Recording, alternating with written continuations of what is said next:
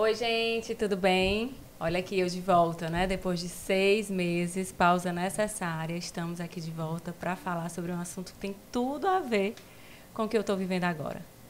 Sobre maternidade, pós-parto, seus desafios, aliado à profissão, ao casamento, a toda essa confusão que a gente sabe que nós mulheres vivemos.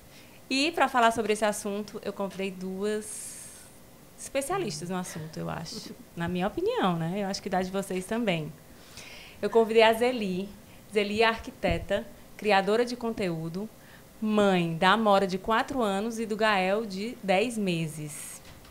Adoro ver a Zeli porque me sinto muito, vamos dizer assim, nossa configuração familiar é parecida, a loucura da vida dela, que eu vejo ela postando no Instagram, também é parecida com a minha, e me identifiquei, por isso convidei ela para falar sobre isso aqui comigo. Minha segunda convidada é a Priscila. Priscila Fontes. Priscila é mãe do Caetano, de 3 anos, do Antônio, de 1 ano. Priscila também é criadora de conteúdo. Ela tem o Instagram Portal Materno.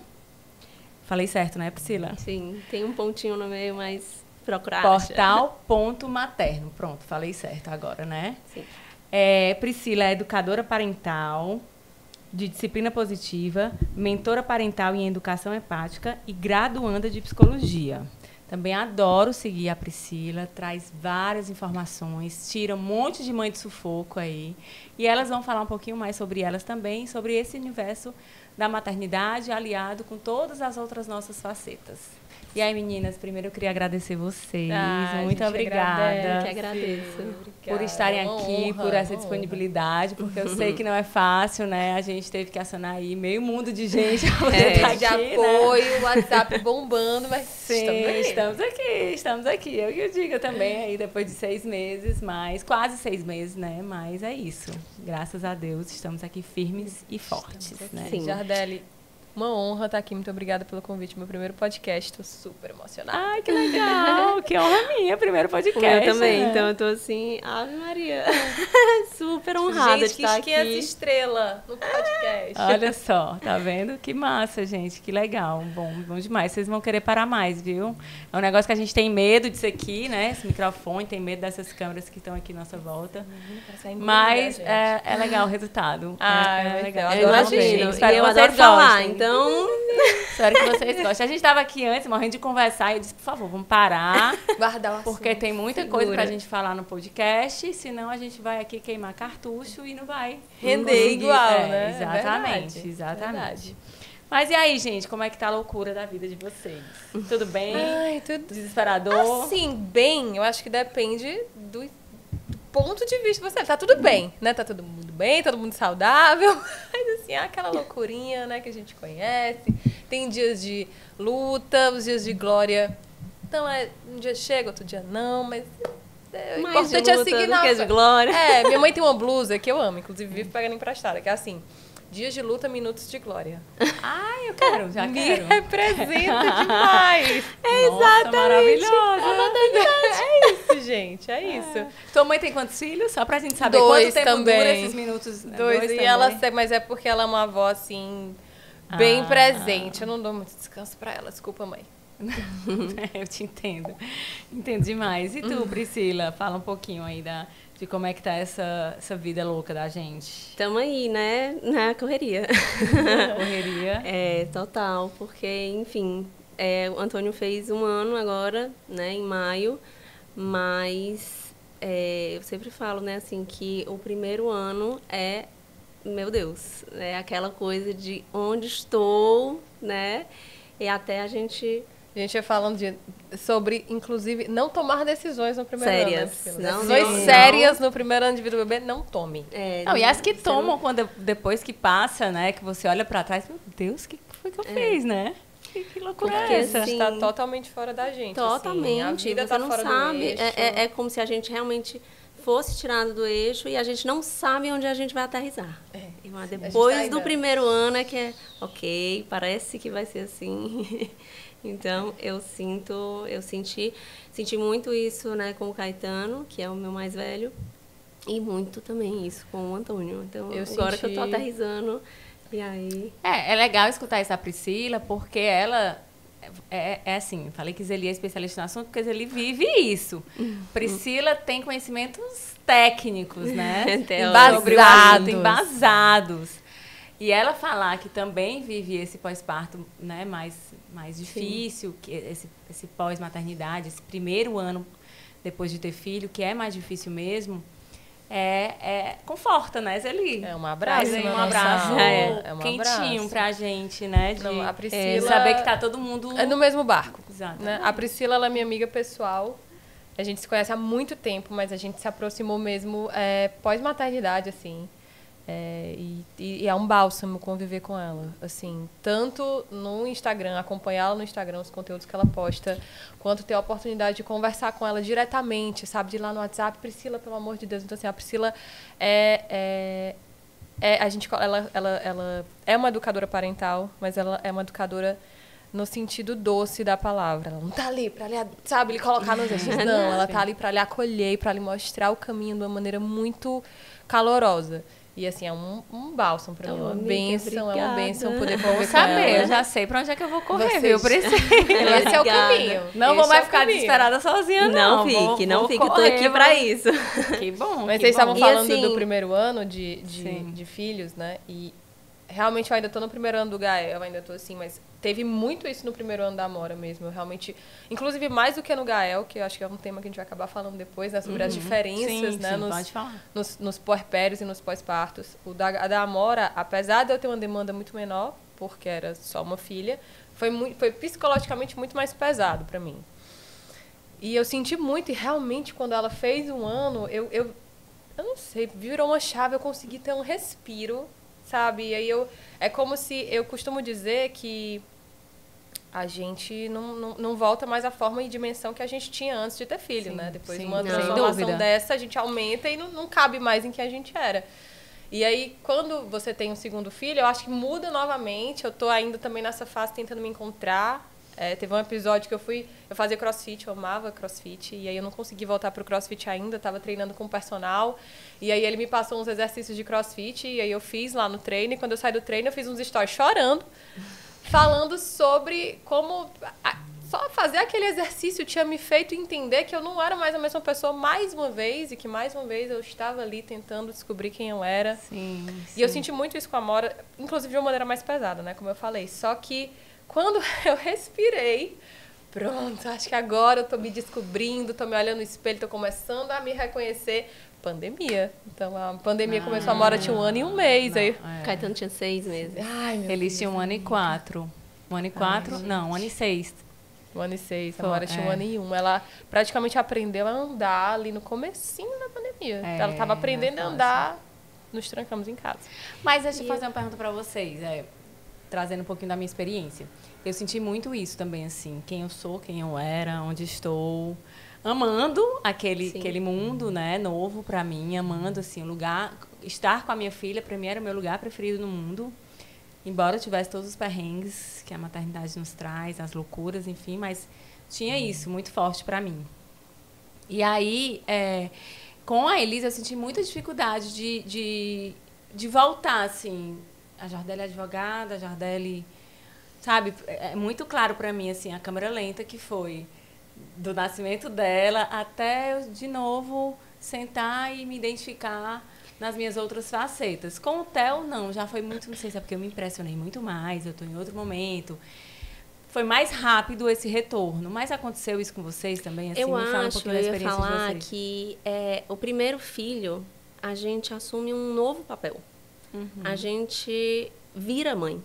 Sim. A gente não era mãe antes. Agora a gente precisa só readaptar a maternidade no segundo, né? A gente precisa saber como é que vai ficar a configuração. Mas a gente já é mãe.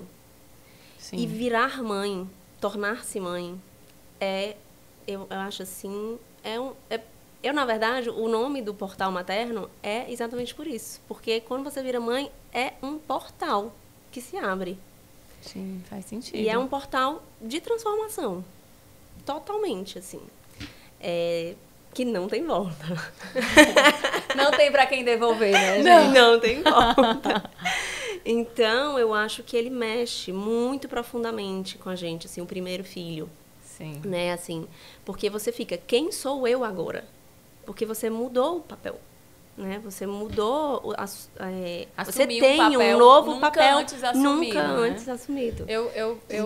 O que eu enxergo é que antes de ser mãe, a gente tem uma vida deliciosamente egoísta. E deliciosamente irresponsável em termos de eu só me preocupo comigo, né? Claro que a gente se preocupa com mãe, pai, mas assim, nessa esfera de preocupação real é com você mesmo. Então, é uma vida muito despreocupada, muito leve. A gente tem... E, assim, tem coisas que a gente só enxerga... Né? Livre. A liberdade. Tem coisas que a gente só enxerga depois da transformação. E eu acho que foram coisas... você falou, por exemplo, que seu lugar favorito no mundo era com a sua filha. O meu lugar favorito no mundo era com a minha filha. Mas quando eu estava com a minha filha... foram coisas que eu fui ressignificando e que foi muito diferente com o Gael pela minha experiência com a Amora. Quando eu estava com a minha filha, era uma mistura de o maior desejo com a maior culpa. Porque eu carregava em mim uma necessidade absurda de ser produtiva. E o meu puerpério foi muito difícil. Assim, isso com a Amora? Com a Amora. Produtiva na tua profissão? Produtiva profissionalmente falando. Entendi. E com certeza, isso vivendo aquilo eu não conseguia enxergar, mas depois, né, depois desse 1 ano, depois que você sai desse momento e que você vai devagar, sabe, e revisitar as suas lembranças, eu consegui enxergar que eu tive muita dificuldade de entender que não era o momento, que eu não ia conseguir. Mergulhar. Eu tinha uma outra prioridade. E aí eu tenho fotos, assim, no meu rolo da câmera, a Amora no meu colo, o computador aberto na minha frente, sabe? E o que acontece, é uma coisa, assim, que me emociona quando eu lembro, é que eu não consegui fazer nenhuma coisa e nem outra. Então, sem dúvida. Eu sinto uma culpa absurda dos, 3 primeiros meses da minha filha de não ter me entregado mais, sabe? De ter me cobrado tanto e de ter essa necessidade pra mim mesma de dizer assim, mas eu continuo produtiva, eu continuo no mercado, eu continuo trabalhando. Que hoje eu olho e falo, cara, que loucura que eu fiz, sabe? Tipo, eu me coloquei... E isso tornou meu puerpério muito mais pesado. Foi muito mais pesado porque eu abraçava muito mais responsabilidades do que eu poderia. Eu estava com uma recém-nascida, amamentando, descobrindo, entendendo e querendo dar conta de coisas que não cabiam em mim naquele momento. E com o Gael, eu já me preparei de antes. Antes do Gael nascer, eu já fiz um cronograma de como é que vai ser a minha vida quando ele nascer. Então, fui desacelerando, fui negando projetos, sabe? Fui realmente ficando com aquilo que eu fosse conseguir dar conta, até porque eram 2 crianças. Sem dúvida. Então, eu tinha que me dividir entre Gael. Quando eu estava só com a Amora, quando a Amora dormia, eu era minha. Com o Gael, não. Quando o Gael dormia, eu era da Amora. E eu só era minha quando os 2 estavam dormindo. Que é muito difícil nos primeiros meses, inclusive. Muito difícil. Chega, esse dia chega, né? Mas, assim, eu acho que... Eu queria ter vivido mais isso, de... O meu lugar favorito do mundo era com a minha filha. Porque era, mas eu me sentia tão culpada, sabe? Que eu acho que eu passei esses 3 primeiros meses pra dar uns tapas na minha própria cara e falar assim, calma! Vai dar certo. Vai chegar o momento. E aí, depois desses 3 meses, tu deu uma recuada e se entregou mais? Sim. Aí eu vi que era humanamente possível. Inclusive, eu amamentava. Então, eu ainda ficava com a preocupação de estar muito estressada e isso diminuir a afetar a minha produção de leite. Eu não posso ficar estressada, mas como não fica? Porque tem isso, né? Tem a pressão da profissão, a pressão de você continuar acreditando que você produz, você não é só mãe, né? Porque existe essa pressão interna, externa, em todo canto. Que é a questão do portal. Porque, assim, você atravessa esse portal, você tem que se desapegar de tanta coisa que fazia parte de você antes. Não é que, você vai abrir mão de você. Eu não enxergo dessa maneira. Eu enxergo que você vai ter que se ampliar, você vai ter que crescer, se encher. E leva um tempo para você se preparar para isso, né? Você não pariu, pronto, sou outra pessoa. Não, você tem aí uma estradinha para...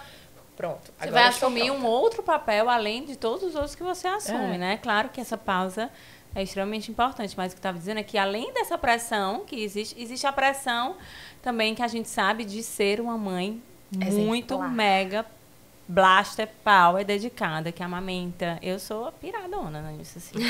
Amamenta. Eu não dou bico, gente. Olha, juro. Dessa vez eu fiz um trabalho bem grande pra ele pegar. Porque o meu primeiro não pegou e eu disse, não, mas não vou passar por isso de novo. Eu não dei bico na Elis, foi tudo ótimo. Então me dá muito mais canseira pra dormir e eu continuo sem dar bico. Por quê, gente? Que louco, sabe? E eu sei que tem a ver com a minha infância. É sobre respeitar as suas escolhas. Sempre tem a ver com a nossa infância. Eu sempre digo, a gente não materna partindo do nada. Sim. Nunca. Tudo tem a ver com a nossa história. E eu acho que, por isso também, esse é um assunto que é muito caro para mim. Assim, quando eu entrei nesse universo da educação de filhos, teve muito a ver com isso. Porque eu percebi que tudo o que eu tomo de decisão tem a ver com a minha infância. Porque a infância nunca fica na infância, né? Então... a infância é o chão pelo qual a gente vai caminhar pelo resto da vida. Total. Então, inclusive a Priscila tem ela fez uma masterclass falando sobre crenças, que eu nunca tinha ouvido falar esse termo. Formação de crenças. Formação de crenças na infância. Eu nunca tinha ouvido falar sobre esse termo, nem esse tema. Eu fui assistir essa aula dela.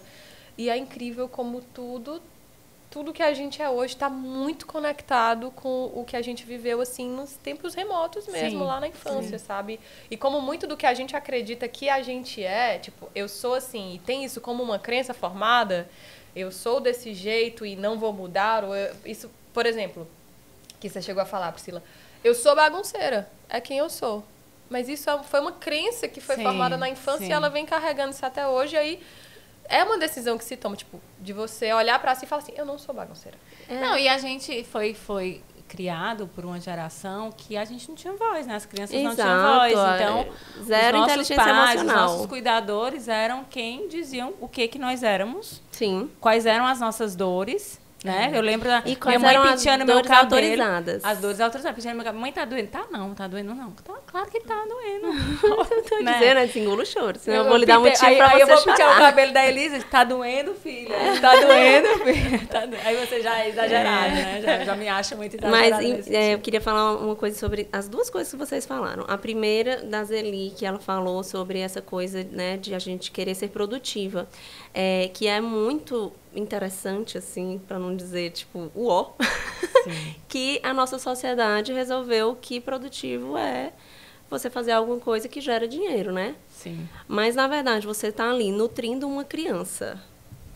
Você está ali colocando uma criança para dormir, você está deixando a criança em segurança, você está, inclusive, né, suprindo todas as necessidades que a criança tem de colo, de aconchego, porque são necessidades. Você diz, não, deixa essa criança aí, não pega muito no colo, senão ela vai se acostumar.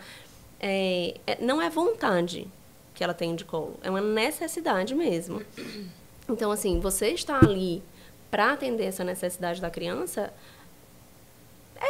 como ser mais produtivo do que você fazer um ser humano sobreviver? Está, né? Você está ali fazendo ele sobreviver, né? Não só sobreviver, você está ali, justamente, formando crenças, porque a gente forma crenças nas crianças desde sempre. E a outra coisa é que você disse que a gente tem essa sensação de que a gente precisa ser perfeita, né? Mas o Winnicott, que é um psicanalista, né, da linha da psicanálise, ele tem um termo assim que eu acho que é libertador, e para mim é assim um dos melhores. Eu me agarro nele Por sempre. Favor. A mãe, ela deve ser suficientemente boa. Sim. Só o suficiente. Porque se você for perfeita, isso não é bom para o seu filho. É na falha que ele se torna indivíduo. É na sua falha. É claro que você não vai falhar de propósito, né? Sim. Vou deixar ele chorando porque eu não quero ir lá. Não. Mas, às vezes, você está num banho e a criança acorda e você não dá tempo de você ir lá. Aí ele começa a dizer, nossa, porque o bebê tem certeza que ele é você, né? Então, tipo, nossa, eu não estou conseguindo atender minhas demandas. Cadê? Eu estou com fome, eu estou chorando e eu não estou sendo alimentado. O que está acontecendo? E aí, na falha, ele vai percebendo. E eu falo isso não só de bebezinho, mas, por exemplo, Eu sou educadora parental e eu disse aqui, difícil e tal, porque não é só você saber a teoria. É muito difícil botar na prática. Você educar uma criança com respeito é muito difícil porque mexe em questões emocionais da gente, né? É um pedaço nosso, então, assim, mexe no nosso ego. Então, é muito difícil. E, às vezes, né, eu explodo, às vezes eu né, tipo, sei lá, seguro ele mais forte, assim, porque ele não tá me ouvindo e tudo. E aí, um dia desse, ele falou, tipo, mamãe, você me machucou. Aí eu... Ai, meu Deus! Aí eu, filho... Morre. Aí eu, filho, desculpa, filho. A mamãe não deveria ter feito isso. A mamãe tá impaciente, mas isso não me dá o direito de machucar você. A gente não machuca as pessoas nem quando a gente tá chateado, nem quando a gente tá com raiva. A gente não faz isso, desculpa. Aí ele disse, tá bom, mamãe. Aí eu disse, filho, é porque sabe o que acontece? É a primeira vez que a mamãe tá sendo mãe de um menino de 3 anos. A mamãe nunca foi mamãe antes de ter você. Então, eu tô aprendendo também agora. Aí eu digo muito isso também. Você que tá me ensinando. A gente tá aprendendo juntos. E aí ele falou, tudo bem, mamãe, eu desculpo. É porque, às vezes, você não sabe muito bem o que você tá fazendo, né? Aí eu... Obrigada, filho. Obrigada, né? Que fofo. Ai, gente. Gente, mas e aí, né? Passou o primeiro ano, meio que saímos desse... Meu marido fala que é a caverna, né? Saímos um pouco dessa caverna, vimos o sol um pouco, as coisas vão se assentando mais.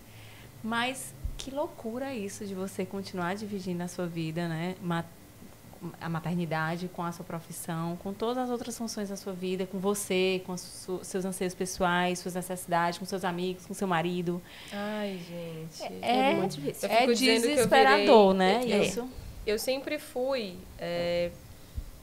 conhecida pelos meus amigos como a babona. Eu era amiga babona, porque era aquela amiga que baba todo mundo. Eu queria estar presente na vida de todo mundo, nos eventos de todo mundo, fazendo todo mundo se sentir amado, acolhido, sabe? Eu era aquela amiga assim, E aí, depois que eu virei mãe, eu costumo dizer que eu virei Digo, gente, olha, eu botei 10 casas na casa da amizade, sou péssima amiga, desculpa a todos os meus amigos. Vivo fazendo story, pedindo desculpa pros amigos.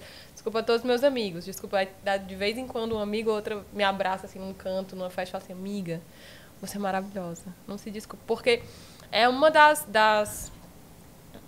era uma das coisas, assim, muito fortes em mim antes da maternidade, que eu tive que abrir mão um pouco, né? Que contar com a compreensão de todos e dizer, gente, o meu momento agora, eu tenho outras prioridades, eu não consigo me fazer mais tão presente, eu não consigo mais fazer tanto parte. E eu acho que eu senti mais isso no pós-parto da Mora. No pós-parto não, assim, sei lá, ela justamente com 1 ano, 2... hoje eu acho que eu já ninguém gosta mais de mim mesmo. Eu até vi esses dias no Instagram uma postagem de Carol Burgo, eu acho que é. Não sei se vocês seguem ela. Que ela viajou sozinha, né? E ela diz, tenham amigos que não têm filhos e que possam continuar lhe convidando. Vocês vão dizer não, muitas vezes. Eu repostei. E um dia você vai dizer sim. Estou aqui. Aí ela fez uma viagem, parece maravilhosa, né? Mas é isso, assim. E assim, como é injusta a sociedade, né? Você falou do trabalho invisível. Sim. Porque é um trabalho exaustivo, importante. Um trabalho, gente. Férias, é a gente né? que está construindo a sociedade, né? A gente que está construindo o mundo, você, o planeta. Né, os homens, todos, a sociedade só se forma a partir disso, né? E existe essa pressão interna da gente de voltar a produzir. Hoje em dia, acho que as redes sociais potencializam muito isso, né? A gente está toda hora tendo que mostrar que está produzindo. Produzindo, que eu trabalho, olha, eu trabalho. Assim, e a dificuldade que se tem, agora, quando o Theo nasceu, eu fiquei pensando, gente, o que eu vou fazer com o meu Instagram? Vou continuar colocando informações de direito de família, sendo que eu não tô de licença, eu vou dar uma pausa e vou mostrar aqui que eu tô nesse momento. Só que rola uma insegurança muito grande da falta de compreensão das pessoas, dos meus clientes, que já têm os processos correndo aqui, quanto de novos possíveis clientes. De olhar e falar, descredibilizar, total. Entendeu? Então, eu acho que foi muito isso que pegou no meu primeiro pós-parto, que eu entrei nessa pira porque não foi uma coisa que a minha família colocou em mim, que o meu marido colocou em mim. Eu sempre fui muito apoiada, sabe? Em termos de rede de apoio. De rede de apoio e de compreenderem, de cada um fazer um pouquinho ali, sabe? Pra cada um do seu jeitinho, tias, minha sogra, primas. Então, assim, eu me sinto muito felizarda, porque eu tenho uma rede de apoio direta e indireta que me supre muito. Mas era uma coisa minha mesmo, e tinha muito esse pensamento. Inclusive, ainda hoje, eu não sou muito amiga do meu Instagram profissional de arquitetura, porque eu meio que me sentia muito pressionada com isso de postar. E como no meu Instagram pessoal, eu sou muito... Eu sou meio anti-heroína no meu Instagram pessoal. Então, eu luto contra isso. Eu mostro... Eu costumo dizer que quando eu tô de boa, quando eu tô num momento assim, tranquilo e tal, eu nem mostro. Eu vivo aquele momento. Eu mostro o perrengue. E eu boto uma lente de aumento nele. Então, é a maneira que eu encontro de gerar conexão. Porque eu sei o quanto é tóxico, tanto profissionalmente quanto pessoalmente, você acompanhar as pessoas da vida perfeita, que a gente sabe que não são perfeitas, que são recortes. Mas dependendo do estado emocional que a pessoa que lhe acompanha está, ela vê aquilo, talvez aquilo afete ela de uma maneira muito pesada. E eu acho que ninguém tem que compartilhar o que não quer. Se a pessoa está vivendo um momento difícil, ela tem que compartilhar? Claro que não. Sabe, é o seu Instagram, você compartilhar aquilo que você quer. Mas a partir do momento que você tem um determinado alcance, sabe, que você sabe, você tem troca com pessoas, sabe que tem pessoas ali tentando se conectar com você e que indiretamente estão tentando encontrar um pouquinho da vida delas na sua. Se você compartilha só coisas muito maravilhosas, aquela pessoa acha que ela é a exceção, que é só a vida dela que é difícil. Sim. E assim, especialmente depois de ser mãe, eu sempre fui mais despachada, sabe, na minha rede pessoal, e isso era uma questão com a minha rede profissional, porque é como se eu não conseguisse aparecer na minha rede profissional, porque eu me sentia descredibilizada. Não podia se mostrar vulnerável. Isso. Então, assim, eu preferia não me mostrar Ninguém na minha vai querer contratar essa arquiteta. Então, assim, eu não vou descolada, desprendida desse formalismo profissional. Isso, tranquilão, assim, sabe, que fala as verdades. Exatamente então, isso. eu nem aparecia no meu Instagram profissional, assim, falando, porque eu achava que ia descredibilizar o meu trabalho. Que loucura, né? Mas no meu pessoal, eu sempre fui mais despachado e tal, de mostrar mesmo os perrengues, e isso se fortaleceu muito depois que eu fui mãe, porque eu senti a necessidade em mim de que outras mães vissem e falassem, tipo, não estou sozinha. Legal. Não é fácil mesmo, sabe? Então, às vezes eu recebo mensagens, a maioria das mensagens, graças a Deus, né, são mensagens, assim, muito, muito fofas, sabe? As seguidoras são maravilhosas e se sentem realmente representadas, mas às vezes eu recebo mensagens, tipo assim, mas você só reclama. Já aconteceu algumas vezes, e aí eu tenho que parar, já parei, peguei meu celular e falei assim, gente, eu vou desenhar, para quem não entende. É meu Instagram, eu escolho o que eu compartilho. Se você ainda não entendeu, eu vou te explicar. Eu coloco uma lupa, tá? Eu falo sobre a vida cotidiana em forma de sátira, sabe? Com humor, com leveza, para tentar que as pessoas que estão passando por essa situação difícil consigam, talvez, encarar com um pouco mais de bom humor, lembrando de quando fui eu. Então, assim, a mãe tem a liberdade poética de reclamar. Tem. Ela tem. Concordo plenamente. Sabe? Então, assim, se você não gosta de em qualquer reclamações, lugar que ela nem me queira. siga. Né? Inclusive no pé do ouvido do marido, do pai. Com certeza. Olha, mas aí é o ponto cativo. E assim, essa parte com o marido, pra mim, essa é realmente o que eu sempre falo em relação ao primeiro ano. Tipo, quando minhas amigas falam sobre se separar e tal, com o filho pequeno, eu digo, gente, vamos ter calma, vamos esperar até um ano, porque a gente não sabe, a gente não está... Ninguém tá normal. Ninguém tá normal, você não tá normal, ele não tá normal. Mas eu acho que isso é um bom conselho, viu? Porque talvez se esperasse um ano, muitos casais não se separariam. Não que as pessoas só separem com um ano, né? Eu vejo aqui de todo jeito, mas... Mas eu acho que o primeiro ano é um muito campo difícil, muito propício, né? Porque tirando que a gente fica muito mãe leoa, né? A gente fica muito... a gente precisa fazer isso, né? A gente precisa se virar pro nosso filho, a gente precisa se virar pro bebê. E aí é muito difícil, eu acho que principalmente no primeiro filho, o pai entender, né? Porque, por exemplo, o meu marido, ele chegou a ter ciúmes. Foi. Foi, tipo, tu não isso tem é mais comum, tempo sabia? pra mim. Aí eu disse, no caso... é porque a gente Será por quê, né? Então, assim, eu acho que é difícil, porque eles não têm esse instinto, né, que a gente tem. E é instinto mesmo. E, por exemplo, eu não consigo ver meus filhos chorando, e escutar eles chorando, e não ficar muito angustiada. O Felipe fica, calma. Ele consegue escutar, mas biologicamente a gente escuta o choro do nosso filho diferente de todo mundo. Você escuta o choro do seu filho diferente de eu escutar ele chorando.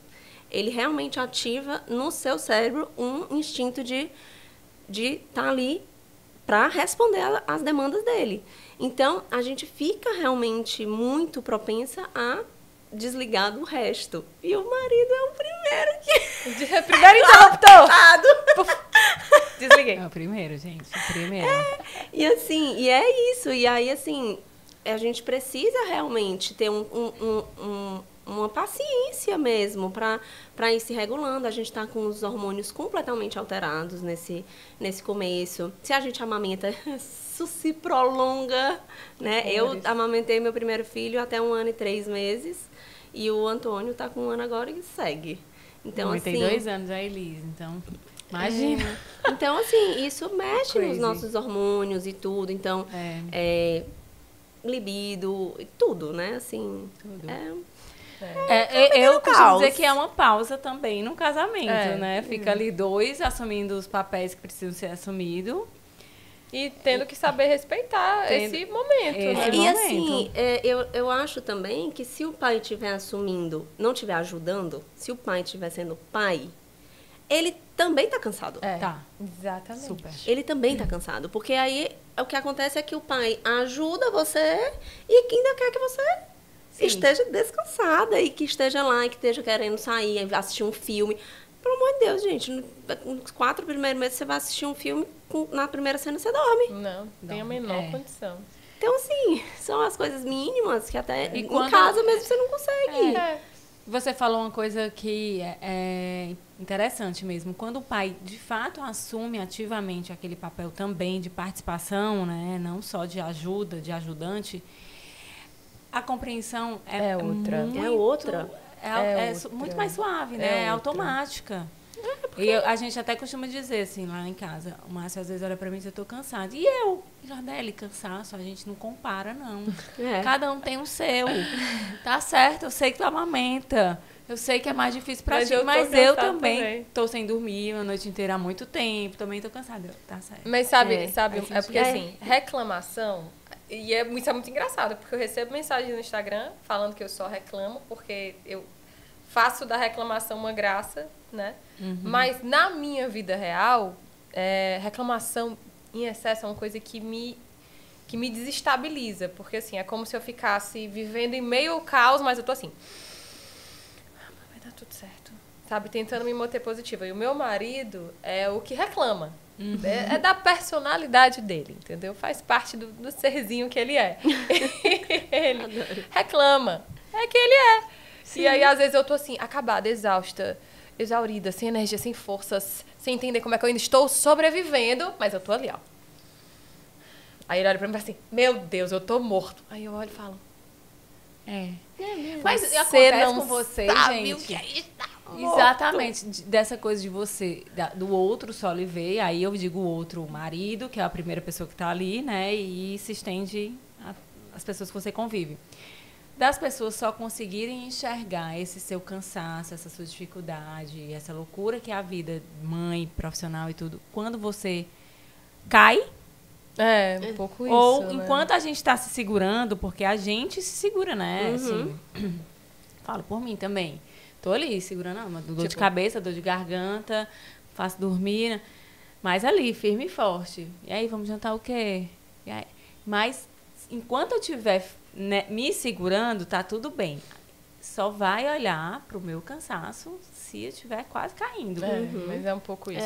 Agora, eu acho muito engraçado que, assim, de certa maneira, voltando para esse assunto dos pais que assumem a função,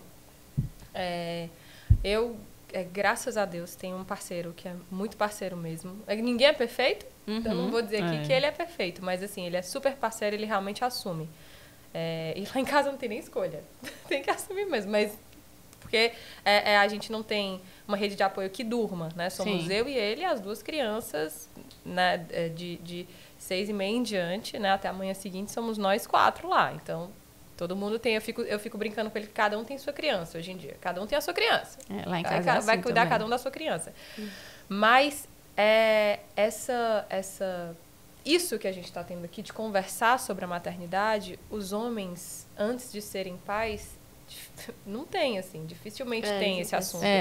E eu lembro que, mesmo estando exausta no começo, né, no meu puerpério da Amora, assim, nossa primeira experiência enquanto pais, estando exausta, era como meio que se eu entendesse aquele momento. É isso mesmo, eu sei, porque eu já conversei, eu acompanhei amigas, então eu sei que é isso, a gente fica cansado mesmo, e uma bomba hormonal, e tem dias que a gente está muito triste, chora, e tem outros dias que a gente está bem.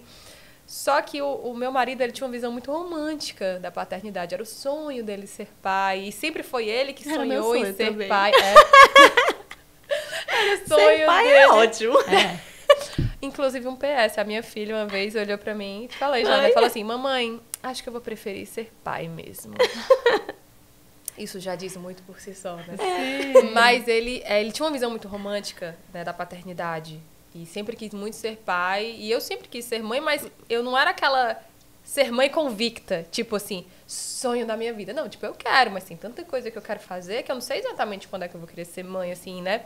Vamos ter calma, fui adiando ali enquanto deu. Mas ele sempre teve esse sonho de ser pai. E aí, essa paternidade do puerpério, assim, do descobrir como é que de fato é a rotina, pegou ele de um jeito tão pesado. Muda muito, tão pesado, ele ficou assim, tipo, perdido. Essa é a sensação. Teve um momento que a gente sentou pra conversar e ele é mais duro, assim, né? Não sei se vocês são dos signos, mas ele é Capricórnio, então ele é mais... Tamo junto, eu e ele. Ele é mais durão e tal, né? E aí eu sentei com ele pra conversar, depois que a Amora tinha dormido, na hora que a gente ia jantar, e ele desabou a chorar, porque ele tava se sentindo absolutamente perdido e engolido por aquilo. Sim. E aí a vantagem de ter essas conversas, né? Assim, eu acho que isso... necessário, né? Isso, o que acabou indiretamente me preparando foi o que faltou para ele num primeiro momento. E foi muito duro, assim. Eu me lembrando que agora foi muito duro. Foi um momento muito duro para ele, dele se sentir absolutamente engolido por aquele momento e não saber o lugar dele. Tem muito isso também. Às vezes os homens não sabem exatamente o lugar deles ali. Enfim, a insegurança e esse mundo novo, ele ficou realmente... Passamos aí, sei lá, 1 mês e meio, 2 meses dele ainda. E aí eu tinha que lidar com o meu puerpério e ainda tinha que lidar com esse momento dele. Com esse momento dele, que apesar de... E é isso, porque é o que acontece com a gente. E assim, a gente fica perdida. E assim, e a gente fica porque perdida... eles não podem, né? Por que também, né? E eu acho que o que falta muito é isso, sabe? É esse diálogo que só vai acontecer quando o pai parar de ajudar. Total. Quando o pai decidir, de fato, assumir o seu lugar de pai. Eu não gosto... e um dia eu acho que ele até ficou um pouco chateado porque eu coloquei que ele não era um paizão, que ele era um pai. E aí ele ficou chateado. Ele falou assim, mas eu quero ser um paizão. Aí eu, pois ótimo. Pois seja um paizão. Mas quando eu digo que você é um pai, eu tô dizendo que você é pai. Sim. Pai. Você não é um paizão porque você porque você me ajuda. Você é um paizão porque você faz as coisas que o pai tem que fazer e aí faz além. Pra eu ser uma mãezona, eu tenho que fazer... Eu fazendo o básico, eu sou mãe. Pra eu ser uma mãezona, eu tenho que ir além. Então, você é pai. E tome isso como um super elogio. Mas eu vou dizer, eu falo que o Felipe é um paizão. Eu acho que também falta a gente reconhecer... Ter essa sensibilidade, né? Porque eu me acho uma mãezona. Sim. A gente tem isso da gente não dizer que a outra é uma mãezona. Sim. Ela sendo mãe, ela está sendo uma mãezona. As mães têm muito mais facilidade de falar uma das outras Sabe com julgamento do que com empatia, assim. Tá mudando muito, né? Eu acho que tá mudando muito esse olhar. Mas existe isso muito, né? E eu acho que muitas vezes... e eu acho que muitas... Gente, Mas eu acho que muitas vezes a gente entra nessa de, tipo... vou levantar aqui a bandeira de que a gente não pode chamar pai, que é pai mesmo, de paizão, porque mãe, quando faz isso, não é mãezona. Então vamos falar que a mãe é mãezona? Também. Em vez de deixar de dizer que o pai é paizão? Eu porque acho. assim, eu até tenho, um dos textos que eu fiz pro Felipe, de Dia dos Pais, foi falando exatamente isso. O Felipe não é um paizão porque ele sabe a marca da pomada, porque ele sabe dar o banho, porque ele sabe qual é a história que o Caetano gosta. Ele não é um paizão por causa disso. Mas ele é um paizão porque ele se dedica Ele ao faz máximo além, quando né? ele faz isso. Sim. Porque ele se entrega fazendo isso, ele se transforma como pessoa quando ele tá ali no papel de pai. Então, ele é, sim, um paizão. É claro que não é só você trocar uma fralda. Ele não é um paizão porque ele troca uma fralda, mas ele é um paizão porque ele se coloca nesse lugar de tô aqui para aprender, tô aqui para me transformar, tô aqui para, enfim, entregue nesse papel. Então, eu acho que ele é um paizão. Eu acho que o Vitor é um paizão. E aí, depois eu fui conversar com ele, porque eu vi que pegou muito ruim pra ele, assim. E eu vi que faltou uma sensibilidade minha no que eu fui falar. Eu falei, eu não quis dizer que você não é um paizão. Eu quis dizer que isso que você faz, que eu tô falando aqui, fora do contexto dos meus stories, que não é isso que faz você um paizão. Você é um paizão por outras coisas, porque você faz além. Isso aqui que você faz, que eu tava falando, isso faz de você um pai. Eu quero que as pessoas entendam que pai é isso daqui. Porque quando você fala que uma pessoa fez o que tinha que ser feito e por isso ela é um paizão, então Sim. então se eu não fizer o que tem que ser feito, fizer só o mínimo básico, eu vou ser um pai. Não, pra mim, o pai é o que faz o que tem que ser feito. Você é um paizão porque você faz além. E aí me desculpei, e eu percebi que eu acho que eu fui muito Exigente. Não, mas muito eu acho que é porque a exigente. gente entra nessa de, tipo assim, se eu estivesse fazendo exatamente o que ele tá fazendo, eu não seria uma mãezona. Eu não seria considerada uma mãezona. É isso. E a gente... E É porque isso. a gente está sempre comparando a nossa demanda com a dele. E nunca vai ser igual. Não Não nunca vai, por isso ser que igual. eu disse. Nunca. É uma disputa que não tem perdedores e vencedores. Mas assim, eu acho que tem que reconhecer paizão. Eu tava no show agora que teve do Titãs, a gente foi, um amigo da gente chegou pra gente e disse assim, e aí, paizão? Eu disse, paizão, mas próxima geração, próxima encarnação, eu quero vir pai. Eu falei a mesma coisa. Gente, Aí começou a rir. Né? a minha filha Por de que 3... isso? Vou contextualizar aqui, né? A minha filha não tinha 4 anos completos ainda, tinha 3 anos, 4 incompletos. E aí, vendo a nossa rotina pós-parto, absolutamente do nada, não era pauta, não era um assunto, estávamos na mesa das refeições, e ela do nada estava lá com ideias na cabecinha dela, olhou pra mim e falou, mamãe, eu acho que eu vou preferir ser pai mesmo, sabia? Totalmente fora de qualquer contexto. E eu olhei pra ela e eu entendi. Eu falei, filha. Por quê, gente? Porque a demanda materna, ela realmente, assim... É surreal. Incomparável, né? E tem também a nossa parte na participação do pai de dar espaço para eles, né? Porque muito tem difícil. isso, assim, a gente muitas vezes entra em contradição de eu quero que ele seja um pai ativo, participativo, que não seja o meu ajudante, que faça o além do básico, Mas que faça do meu mas que jeito. tem que ser do meu jeito. E desde a Elise eu fui colocando isso na minha cabeça, né? Assim, foi difícil para mim dar esse espaço no sentido de aceitar a forma como ele fazia. Eu dava o espaço, mas observava. E é muito ruim para o outro, né? Até hoje eu tenho essa dificuldade. Não Tenho é fácil. que admitir. Não é fácil. Mas isso faz total diferença Total. na participação deles. Faz. Total. Eu lembro que com a Elise tinha meses, meu respiro era tomar um café da manhã sozinha em algum canto. E aí eu deixava ele com a Elise com dias, meses não, dias. E as pessoas ficavam horrorizadas. Como assim? Ele ficou... E a Elise ficou com quem? Com o pai? E ficou com quem é que você fica? Encontrava alguém conhecido? Nossa, tu já tá aqui. Aí ficou com quem? Com o pai. E essa coisa de dormir também, né? Do sono, da dificuldade, das noites, que é um desafio pra gente, é um desafio pra eles, é um desafio pra todo mundo. Um exemplo também, um amigo da gente contratou uma pessoa, um babá, e pra babá dormir. E a babá começou a não querer ir mais. E ele chegou pra gente e disse, gente, ela não quer ir mais. Aí eu olhei pra ele e disse, quem é que dorme com o teu filho? É ela. E no outro dia, quem fica com ele? Ela. Eu digo, pois tá aí o motivo por ela não querer ir mais, meu amor. Né? E como é que vocês fazem? Oi? A gente que dorme. Né? Se ele acorda, a gente que vai lá. Né? Aí tava eu e o Márcio, a gente falou, a gente, os dois juntos. Porque é isso. E isso faz diferença muito grande, né? Eu percebo, assim, a diferença que é com essa participação tão ativa na relação, né? Pai e filho, na segurança que eles sentem. Total. E na gente também. Na parceria enquanto casal. Na parceria assim, enquanto quando você casal. tem Nosso respiro também, né? Quando pra você gente. tem um parceiro que assume o papel de pai e que lhe passa essa tranquilidade de confiar, né? A gente tem essa dificuldade, às vezes, de delegar, e acho que todas temos. Sim, necessidade de controle, né? É, mas quando é alguém que você sente a confiança, sabe? Que, enfim, que você não precisa pedir, porque eu vejo amigas que têm maridos ali que participam, mas que elas têm que ficar realmente dando ordem. Faz isso, faz aquilo, vem aqui, não sei o velha quê. carga mental, né? Chega a carga mental. Então, assim, tá ajudando, mas nem tanto, né? Quer dizer, a ruim e Nem velha. tanto. Nem tanto. Então, assim, quando é um parceiro que, sabe, eu não sei se eu falei já no AU, se eu falei nos bastidores, mas falei sobre cada um com sua criança. Sim. Falou. Realmente, hoje, a gente faz muito isso. É claro, óbvio, que eu me divido e eu quero ter os momentos com a Mora. Mas, assim, em termos de responsabilidades, de se ela tomou banho, se ela escovou o dente à noite, se ela tomou todas as vitaminas, tomou um remédio para refluxo, tudo. Assim, toda essa parte mesmo burocrática é com ele. E eu não preciso me preocupar com nada.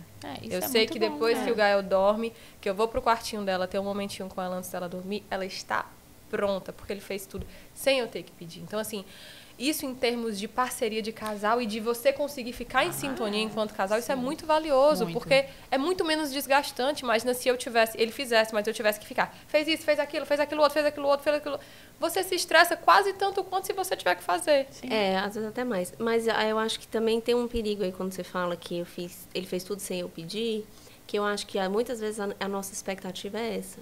Que eles saibam o que é que tem que ser feito. O que é óbvio pro outro, o que é óbvio pra mim, não necessariamente é óbvio pro outro. Eu acho que, né? assim, é massa, mas eu acho que antes disso, é bem possível que vocês tenham tido uma conversa. Que vocês tenham Combinado, tido né? uma conversa e que você tenha dito pra ele. Olha aqui. Então, assim, e eu acho que muitas vezes, e a gente tem isso desde sempre, não é só com casamento, com filho, a gente tem essa coisa de que só vale se eu não tiver que pedir. Se eu tiver que pedir, não vale. Né? Sim. Então, assim, eu acho que é claro que se você tiver que pedir toda a vida, aí realmente é uma carga. Mas, às vezes, o pai tá mesmo ali meio que tentando aprender. Tentando saber o que é que ele tem que fazer mesmo. Porque, às vezes, para eles não é tão óbvio. Às vezes, para eles não é óbvio. Às vezes, para eles, é muito dessa coisa de... Posso fazer? Ela vai querer que eu faça do jeito dela, como é o jeito dela. Então, quer me orientar como é do seu jeito? Sim. Não, posso fazer do meu jeito. Já com medo da briga, do cagaço que vai levar. Então, eu acho que vale, sim, uma conversa. Você sentar e dizer, tá pesado. Vamos aqui, o que é que tem que ser feito e tal, como é que a gente pode dividir? E deixar ele falar também, eu acho, sabe? Porque muitas vezes eu acho isso, que tem algumas mães que reclamam da carga mental, mas elas continuam também, assim, meio que... Tipo, ele devia saber, ele não sabe que tem que dar as coisas e tal. Só que, assim, a gente meio que já tá com aquela... É automático pra gente, modus operandi, né? A gente tá ali naquele modus operandi. Então, jeito. assim, é meio que você precisa passar mesmo, é delegar. Passar o tipo bastão. assim, Olha, é isso aqui que precisa ser feito. Sim. Isso. Tipo, e assim, isso aqui precisa ser feito. Eu tô com uma carga mental bem grande. Isso aqui são as coisas que tem que ser feitas. Vamos ver aqui como é que a gente pode fazer. E aí eu acho que vale uma conversa, entendeu? O combinado nunca sai caro. Nunca. Eu sempre Claro. falo isso aqui, quando eu vou fazer acordo. O combinado nunca sai caro. O que a gente... Porque não tem como prever todas as situações da vida, do cotidiano. Mas o que puder ser previsto, é interessante combinar. E é isso mesmo. O combinado, ele dificulta o conflito, né? Exatamente. Embora vá ter, Sim, vai. não tem De qualquer jeito, né? jeito. Mas dificulta muito. Agora, vocês acharam esse período pós-parto, primeiro, segundo filho, solitário? Como foi isso para vocês? Em termos de tudo, assim, demanda, independente da parceria em si, porque a parceria com a rede, independente da rede de apoio que você Entendi. tem. Eu senti, mas eu acho que eu senti, inclusive, mais na minha primeira experiência, que foi o momento que eu tive mais apoio, mais pessoas próximas. Mesmo assim, foi o momento que eu me senti mais só. Eu acho que justamente pela passagem do portal, sabe? Então, assim, era como se... Eu tinha uma sensação muito irracional de que eu realmente estava sozinha. Tinham várias pessoas ali, mas ninguém podia fazer o que eu tinha que fazer. Só eu podia fazer aquilo. Só eu posso fazer a passagem. Não importa se tem várias pessoas aqui, sou eu e eu mesma. Então, eu senti muito isso. No meu segundo pós-parto, foi mais leve. Eu fico dizendo que eu fiquei muito mais cansada, né? Foram momentos assim de exaustão física muito maior, mas psicológica nem tanto, sabe? No foi meu mais primeiro, leve, né? Foi mais essa leve. parte psicológica. Eu acho que é muito do que a Priscila falou de eu já era mãe. Sim. Eu só tive que, né? Entender como é que ia ser a nova dinâmica. E claro, tem os hormônios, tem tudo aquilo. Eu tive algumas questões. A minha primeira filha, eu tive aquela amamentação de novela, sabe? Sim, que, nossa, não tem nenhuma intercorrência. Foi tudo lindo, perfeito. Ela mamou até os 10 meses porque ela parou de mamar. Um belo dia ela não quis mais mamar, não sei até hoje o que aconteceu. Chorei rios, porque queria ter ido pelo menos até 1 ano. E o meu segundo filho foi totalmente diferente. Teve freio encurtado, teve que fazer cirurgia, teve que fazer fono. Eu não queria abrir mão da amamentação por nada. A minha produção, como ele tinha uma sucção pouco eficiente, a minha produção caía muito. Então, era assim, foram meses assim de muita luta e meio que vivendo em função daquilo. E mesmo assim... sabe, mesmo com todas essas questões de amamentação complexa, ele teve um torcicolo postural, teve que fazer fisioterapia com 1 mês, porque teve torcicolo. Ele teve muito mais intercorrências de saúde, mas que, de um modo geral, me desestabilizaram menos, assim. Eu consegui, ainda assim, lidar melhor com esse puerpério, mesmo com tudo isso que aconteceu, do que com o primeiro. Primeiro, mesmo tendo sido ela totalmente saudável, amamentação maravilhosa, sempre dormiu super bem, nunca tive problema, assim, grandes problemas de sono com ela. E mesmo assim, era mais pesado mas eu acho psicologicamente. que é isso, né? A primeira vez da passagem ali, eu acho que é mais pesado. Também sinto isso na minha experiência. Todo mundo falava, não, o segundo filho vai ser muito mais tranquilo, é muito mais tranquilo. Emocionalmente falando, Mas concordo. fisicamente falando, não é. Não é. E é importante colocar isso. Quem me pergunta, eu digo, cara, emocionalmente pra mim, super de E boa. eu acho que, na verdade, o segundo filho ele tem um papel muito importante, que é justamente lhe colocar no lugar de mãe suficientemente boa. Você é incapaz de ser a mãe perfeita pro segundo. Sim. E aí você também para de ser pro primeiro. Sim. Exato. E você se permite muito mais, eu sinto isso, assim. Sim. Errar, falhar, sabe? E tipo, tá tudo bem.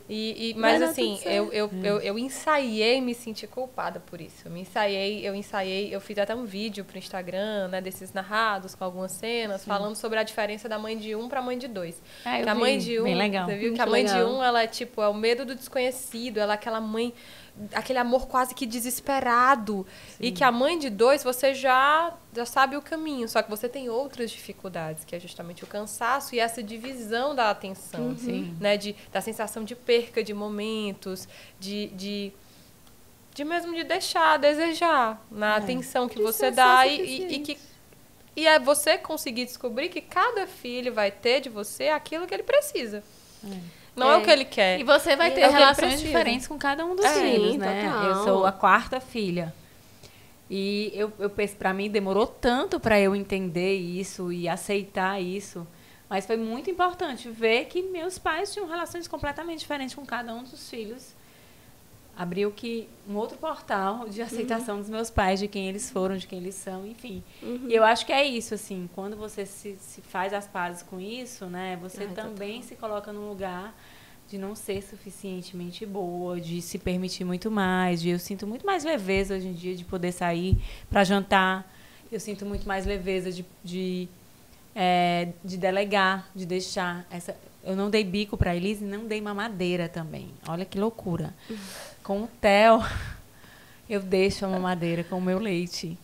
Gente, isso pra mim é maravilhoso, né? Pode ser que daqui a um mês eu dê bico. Mas Eu fiz isso com o Caetano também, de não, pelo amor de Deus, dá na seringa, eu saí e tinha que dar a pessoa que ficou. Confusão de bico, Gente, nossa, é loucura isso. loucura. Brigava com todo mundo. Como assim vocês não conseguiram Não dar aguentou. leite na colherzinha? Gente. Que absurdo. Eu fui tentar, porque essa questão da mamadeira eu não tive tão forte, não. A Amora recebeu mamadeira porque como eu tive muito forte a coisa do trabalho, Sim. que eu precisava me ausentar, então... Precisava ter opção, né? Eu falei, então tá, então vai. Tentei aquela colher dosadora, não funcionou com ela, e aí vamos para a mamadeira. Ela não pegava a mamadeira. Ela foi pegar aquela chuquinha, sabe aquela do biquinho de borracha? Pronto. E aí com o Gael, como ele teve esse problema na língua e tal, fez cirurgia e fono e tal, não, depois da cirurgia ele tinha que passar 15 dias sem nada de bico, ele não chupava bico ainda, nada de bico nem de mamadeira, ele não podia tomar na mamadeira. E ele não conseguia mamar bem. E eu ainda não fazia a translactação. Joga no Google, se você não sabe o que é. Eu não fazia a translactação, e aí, mas eu precisava dar uma suplementada com o meu próprio leite, porque ele não conseguia mamar direto. Sim. E aí eu fui tentar dar de colherinha. Não sei se vocês já tentaram dar de colherinha já. Sim. Eu achei um terror. É um terror. Tem a colher dosadora e tem a colher dosadora, né? A de chá. Eu fui dar a sim. de chá. Eu achei um terror. Terror. Foi horrível. Foi uma experiência assim que quando as pessoas falam, né, quando estão lhe orientando e falam, dando a colherinha, parece, tá, vou dar de colherinha. Gente, o bebê não sabe tomar de colher, então, tipo... É muito louco isso, caos. né? Eu tenho um caso bem rapidinho aqui no escritório que os pais não estão juntos na criação do filho. Tiveram só um filho e cada um no seu canto, né? E a mãe, puerperada, com dificuldade de entender aquela demanda que acabou de passar pelo portal. Adorei, viu? Vou sempre falar sobre o portal. Não vou mais falar caverna, não vou falar portal. E o pai querendo ter acesso à filha, mas sua vida não muda, né? Vamos lá. A vida de um pai é difícil de mudar. Quando ele não está junto da mãe, não muda. Não muda nada. E ele é que é meu cliente. Eu fico tentando compreender o lado dela. Eu fico meio que num conflito com isso, mas teve uma situação que vocês falando da colherzinha, que ela tinha um aniversário, foi lá e pegou a filha de 4 meses, tá aqui tua filha, fica com ela, e tá aqui a colher dosadora, tá aqui o leite, se você não souber, vá ver no YouTube. Aí eu olhei para aquela situação e eu me vi, né? Só que diferente. Sim, claro. O contexto, né? A configuração. Eu não consigo Mas imaginar. eu entendi a revolta dela e entendi ele de desespero, como de olhar assim? e dizer, como é que eu vou fazer isso, Sim, né? Os dois lados são compreensíveis. É uma situação de que, fato. que Principalmente não com o tem primeiro certo, filho, né? a gente sabe que a gente dá uma pirada. A gente que se vira aqui, que luta E assim, resolver a gente isso tá e falando, intermediar, né? A gente está falando enquanto mães que tinham os pais, né? Uma situação dessa da mãe, que não tem o pai, que a vida do pai não mudou, que a dela mudou completamente, que ela tem um evento e que... que é tipo assim, pois tu quer ter acesso à tua filha, tu quer tua filha, Pois tá aqui tua filha, tá aqui o leite, tá aqui a colher, te vira. É uma coisa que a gente aniversário. facilmente fala assim, eu não teria coragem de fazer isso, mas eu não vivi. Eu teria, eu acho. Viveu. E eu ia ser louca e dizer assim, tá aqui a colher, você vai dar na colher. E como? Eu acho que YouTube. Ela disse, vai ver no YouTube. Aí ele ligou pros amigos, desesperado, ligou pra mim, desesperado. O que eu faço? Eu disse, ele mora em São Paulo, né? Nem Nossa. É isso. Gente, mas e a culpa é de quem? Quem é? A culpa é da mãe, a culpa é do marido, a culpa é da sociedade? Ou não tem culpados? Ou não existe culpados numa situação dessa? Eu acho que é uma mistura de não existe culpados, com cada um carrega a sua culpa. Sabe? Tipo, boa. Eu acho que a gente, se tratando de maternidade e criação de crianças e toda essa mudança na vida da mãe, é muito fácil sentar e apontar o dedo e dizer um culpado, mas primeiro que eu acho que cada situação é uma situação. Sim. E segundo que eu acho que não é culpa de ninguém, é culpa de todo mundo, assim. É da rede de apoio, é do marido, é da própria mãe, é da sociedade, é do mercado de trabalho, é de todo mundo e não é de ninguém. Mas... E é a questão da autorresponsabilidade, né? Eu concordo contigo, Zeli, que é outra coisa também que eu não vejo acontecendo. Essa autorresponsabilidade pelas suas escolhas, né? Hoje, durante muito tempo, a sociedade, né, colocando a gente, mas a sociedade por inteiro, tinha dificuldade de reconhecer um casal, de legitimar um casal que não queria ter filhos. Hoje em dia, isso é bem mais aceito, né? Ainda com dificuldade. Ainda com dificuldade e questionamentos, É, né? eu falo Por por quê? escutar tias, sabe? Pessoas comentando, mas fulano ainda não teve filho. E eu costumo dizer que depois que eu fui mãe, eu passei a respeitar. Eu sempre respeitei. Mas eu passei a respeitar muito mais a pessoa que opta por não ter filhos. Porque eu conheci o outro lado, eu vi amigos. E um dia desse eu abri uma caixa de perguntas e uma pessoa perguntou assim: tô pensando em ter filhos. Qual a dica que você dá? A primeira dica que eu dou é tenho certeza. Tenho certeza. É isso. Ai, porque... E aí já fui emendando. Todo mundo fala que se pensar demais não vai ter coragem. Tudo bem, eu concordo. Mas também não pode pensar de menos. Ter filhos sempre vai ser uma escolha emocional. Não é uma escolha, não existe uma escolha você botar racional. Prós e contras, sempre os contras vão ser mais. Você não precisa daquilo. Você não precisa, mas você tem que querer. E é você que tem que querer. Você não pode deixar outras pessoas ditarem se você quer ou não. Sabe? Então, assim, eu passei a respeitar muito mais, porque eu sei que não é fácil. Eu sei que as pessoas tratam como se fosse natural, a natureza, mas a natureza é difícil, assim, né? Nós, seres humanos, hoje, a nossa vida não é mais baseada na natureza. A nossa vida é baseada na nossa evolução. E eu levo isso muito para essa parte da maternidade. Eu passei por isso, assim, de pensar muito antes de casar. Porque o sonho do Felipe sempre foi ser mãe, né? Ele queria ser mãe.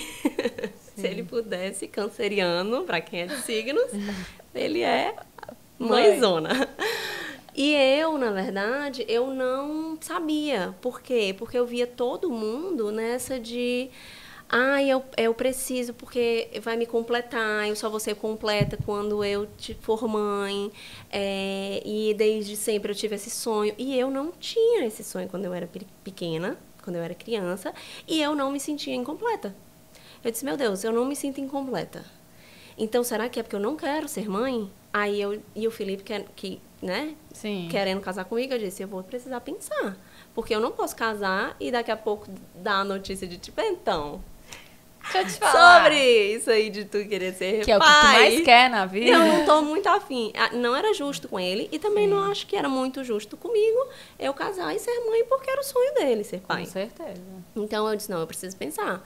E aí eu pensei e eu percebi que eu não me via no futuro sem uma família realmente, assim, num sábado, num domingo, fazendo um almoço e chegando meus filhos e meus netos. Então, assim, eu nunca visualizei essa maternidade do bebê. Quando eu me dei conta de que eu queria ser mãe, era nesse outro cenário, de tipo, lá na frente, eu vou querer e tal, não sei o quê. E aí eu decidi. Eu quero.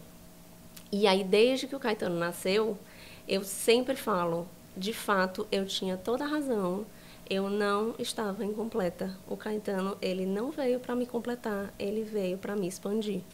Então, eu hoje me sinto assim, mais. Maior, tipo. Maior. Sim. E eu acho que isso a maternidade faz com a gente. Sim. Ela mostra pra gente uma força que a gente jamais imaginou que a gente tinha. Ela bota a gente em situações que a gente nunca imaginou que a gente fosse capaz de passar, de enfrentar, de ultrapassar. Um cansaço que eu olho pra mim de quando eu não era mãe, que eu dizia, vale, eu me achava cansada. Né? Saudade. Tão inocente. Não tinha ideia. Sim. Então, assim, eu acredito muito nisso, assim, que você realmente precisa querer mesmo, porque eu acho que eu costumo dizer que a maternidade, ela é implacável. Verdade. Ela é implacável. Ela não deixa você não ser transformada. Eu compartilho muito.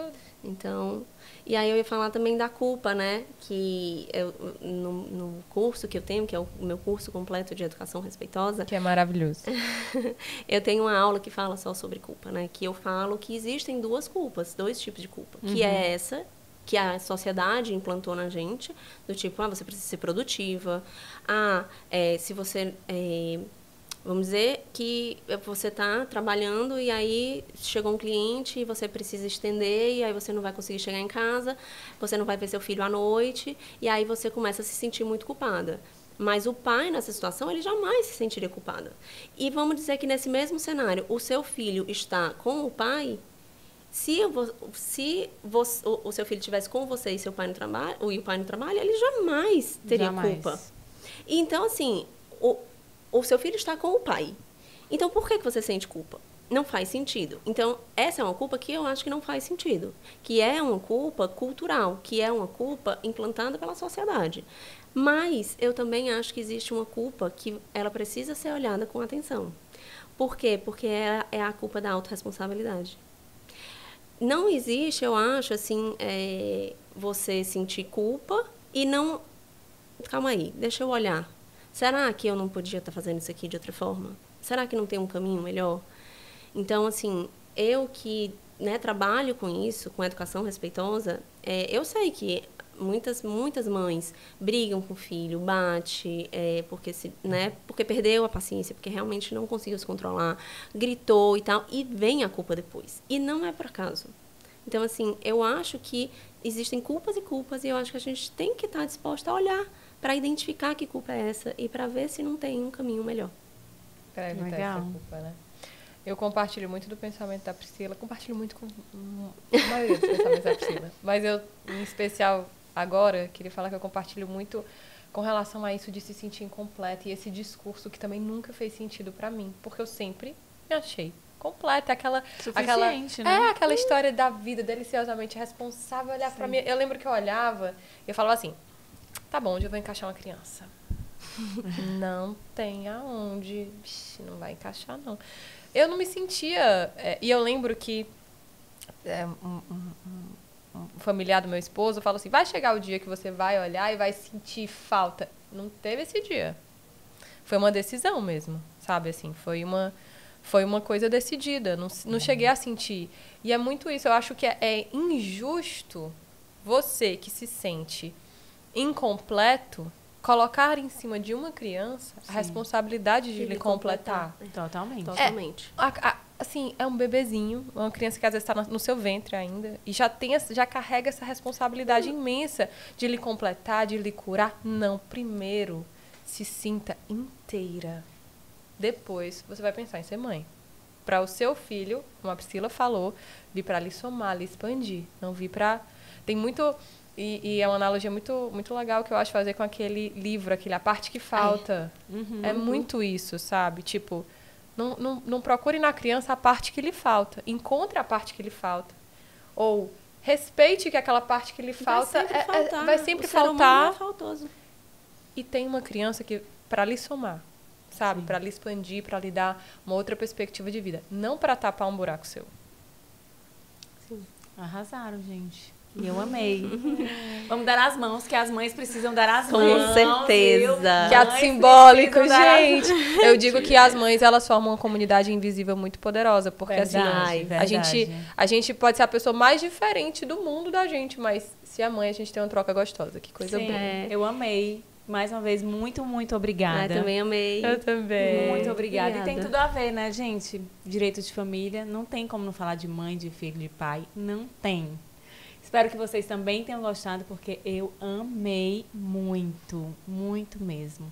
E vai estar disponível em todas as plataformas que vocês já sabem. YouTube, vários cortes no meu Instagram, no Instagram da Azeli, no Instagram portal.materno.